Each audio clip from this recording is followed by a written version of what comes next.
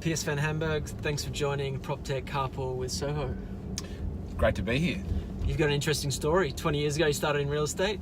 Why did you get into the industry for?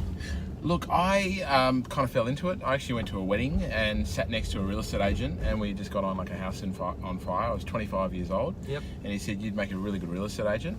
And the rest is history. I turned up for my first day at work. I was told that there's the Sydney Morning Herald, ring the private sales. There was no internet back then, 21 years ago. And I was ringing private sales and working away, not much training. I just got straight into it. You had a few mentors over the years. You used to reach out to your mentors, and I guess what do you learn from those guys? Look, I do. I have had a few mentors along the way. Gareth Axton's the guy that actually gave me my first job at Rain and Horn back at Neutral Bay. Yep. Has been a big mentor of mine for many different reasons. Or John McGrath, undoubtedly along the way. I mean, John has definitely changed the face of real estate over the last 20 years. Yeah, for sure. And Dr. Fred Gross has been another one. He's really been great with working on my mindset. Mm-hmm. My dad for being a good dad, all that sort of stuff. So I kind of use different people for different areas of my life, but I think it's really important to have mentors. You would have built a few teams over the years. What have you learned most about kind of building teams, hiring people? Well, I guess what are you looking for in someone when you're looking to hire someone? Look, when I'm looking for a team member on a very basic level, I have a bit of a philosophy that if I wouldn't have that person over to my house for dinner, I wouldn't give them a job. And a couple of reasons behind that, because I think if I wouldn't want them over to the house for my dinner, neither would my clients. Yep. The other thing is, you spend so much time with these people. I mean, I probably spend, I hope my wife's not listening, but I spend more time with my team, if we go straight, more time with my team than I do with my family sometimes. Yep. So you want to be working with people you want to come to work with. Yeah, market conditions at the moment. Well, I guess the last 6 to 12 months, things have changed a fair bit. How are you seeing now and then I guess the next kind of 6 months? Yeah, look, it's definitely changed. There are sales to be done. This is a market where a really good agent makes a big difference. So from my perspective, I've probably had to get a little bit back involved and get my hands dirty. So I'm actually really working with the buyers very hard at the moment, working with my vendors, and I'm really taking on people that really sort of have to sell, because it has definitely toughened up across all price ranges. But I like a hard market. In fact, my best year in real estate was 2009, which was just after the GFC, when we did 110 sales in a year. Yep. If you can actually show a strong track record in a tough market, people will gravitate to you. I guess what's your views on the changing role of technology in real estate? How are you seeing that space? Yeah, look, tech is definitely is going to play a major factor moving forward, but don't underestimate the power of the relationship. So I still think that people will list with the people they have a relationship, with the people they trust, and the human element will never be taken out of real estate, in my opinion. I mean, I think Purple Bricks is probably a good example of that. We were worried about that a year and a half ago. Yep. It really hasn't taken off in our area at all, and I think it's because people want a good quality agent, and they need good quality advice, particularly in a harder market. What differentiates a guy in your team who's doing $1 million, who's writing $1 million worth of commission, or a guy who's writing $100,000 in commission? What's the big difference between these, the top guy and the bottom guy? Besides experience. Yeah, I mean, super competitive, the guy who's writing $1 million. Consistent, so you've got to be super competitive, consistent. They think bigger, they want to do it. It's lots of things, really. There's a big difference between the successful guys and the agents that in our area. Sadly, you could do a sale a month and still have quite a good income because the average sale price is so high. There's lots of things. What motivates you in real estate? Get out of bed every morning, and real estate's pretty much a 6-7 day week job. What motivates you? Look, I actually enjoy the job.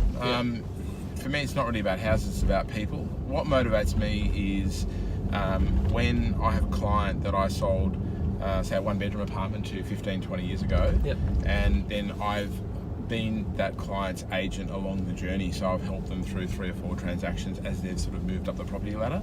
So look, a lot of my business, probably half of my business, is uncontested, and when I get uncontested listings, that gives me a lot of satisfaction knowing that I'm their agent. And that's a hard thing to achieve in a competitive industry. It really comes down to trust and being consistent and reputation. So probably that's the most satisfying thing, and also helping some of the younger guys in my team develop around me. So look, I like to see, it's very satisfying to see a guy who sort of started off as your assistant and ends up being a $1 million plus performer. Yep. I don't hold my guys back. I really encourage them to be the best they can, and you know, if I can have them in my team for 2 years and move them on and become great agents, then on with the next one. And I think that's how we've really managed to build such a great internal culture at McGrath North Shore over the years. And some of our best agents are the ones that are homegrown, I've got to say. What's the best advice you've ever had from someone in real estate? One of your mentors? Or, no, you know what the best advice that I had was about 20 years ago. I had a client. I was new to the business. And I had a client who is still a client today, and she said to me, she said, Piers, you know, one day you are going to be a really successful agent. There's no doubt about it. And when you become successful, stay exactly who you are.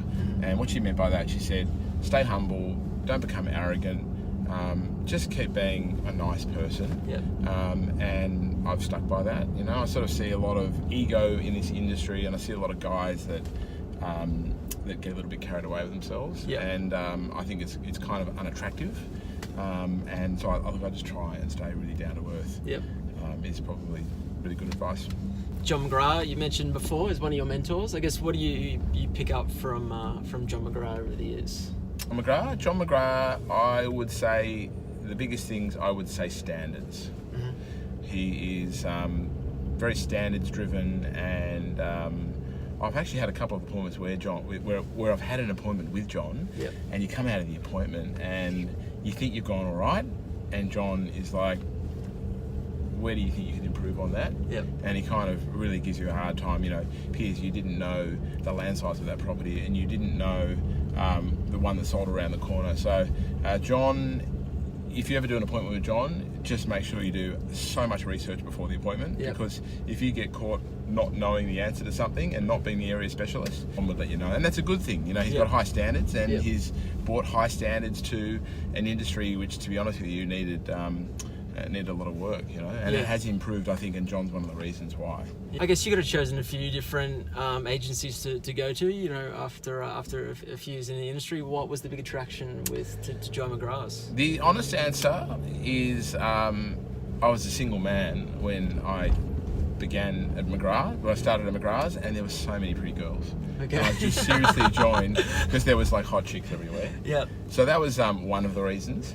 But in all honesty, look, what the company was about was a good fit with my my ethics and what I believed in. So I've been a very good fit with the company, and it was nice hanging out with the pretty girls as well. Yeah. 20 years in real estate, you must have seen a few funny moments. I have. I've had any at the top of the list? There are so many stories. Oh, look, one funny story was I sold a house once. It was for an older guy who was really, really eccentric. I'm sure he was an alcoholic. And we opened the house up on a Wednesday. I was running late to the open. We opened the door up. All the buyers went in. We had 20 people out the front of the house. They all walked in. One of the ladies opened the door of the second bedroom. I hear this almighty screech. Turns out the vendor, who is, you know, sort of 65 years old and very, very overweight, has gone out, got drunk, come home, fallen asleep, naked in the bed without the sheets on. So I ended up closing the door, continued to have the open house with him asleep in the bedroom naked, and just told no one to go in there. And and he never found out about it. I think we just failed to give him the feedback on the Wednesday inspection. That's gold. He never knew about. That's gold. So good. Yeah, so anyway, that definitely wasn't a John McGrath moment, by the way. Yeah, sure. Best week in real estate. Best week or best day or best price, or any couple of the best moments that you've ever had. Oh, look, my favourite client that I've worked for was Sir Peter Cosgrove and Lady Lynne Cosgrove. So I think to sell a home for the Governor-General of Australia was a true honour for me. Mm-hmm. So I'm a pretty patriotic kind of guy. He's probably my favourite client. I've worked with Richard Wilkins. He's good fun. Yep. I've had some pretty high profile clients, you know, and you know what I've learned is it doesn't matter it doesn't matter who it is. Like, people are people. They just want to be all treated well, and I work with some really interesting people on the Lower North Shore. I mean, there's a lot of successful, cool people. Piers Van Hamburg, thank you very much for joining PropTech Carpool Soho. Thanks, Trent. Thanks for having me. No worries. Yeah.